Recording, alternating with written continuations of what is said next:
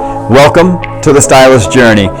Where are you on the journey? Today we're going to talk about a specific topic, but you might need to go back or forward to find where you are on the journey, or maybe you'll want to start at the beginning. So did you find a school? Are you in school now? Oh man, hopefully you interviewed a bunch of schools, or you decided to be an apprentice and you figured it out and you're in there now. The main thing I'd like to say is mess up, because it's not what anybody else is going to tell you. You know, it's not something you ever hear in life that you should mess up. But when you're in school, this is your chance to really screw it up, because you're not going to get better. You're not going to figure it out. You're not going to get good unless you're bad first. Does that make sense? You've got to screw some things up. You've got to take some chances. I have a confession to make. I never did an updo in school. And you know what? 30 years later as a stylist, I have never done updos in the salon. So if you don't screw it up in school, or try it, or just try to see if you can. Now, I did makeup once.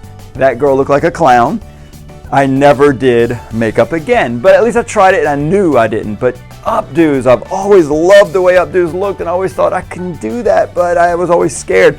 Now I made a lot of money and I did a lot of things in the salon, and I own my own salon, and I went bigger, and it was okay. And you don't have to do everything, but do it all while you're in school, just to see if you want to do it, if you can do it.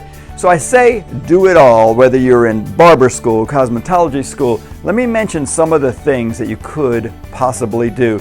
So most schools give you the opportunity to do hair, right? That's what we're going for. But a lot of people don't realize when you go to school, you can do nails. I did a lot of artificial nails, made a lot of money doing nails. You can do makeup, you can shave, wax, long hair, short hair, facials, updos. I mean, all of these things in most areas, most schools do let you get a license doing. So if you decide to get a license and you experience all these things, maybe you just do one part or another, but at least you know then.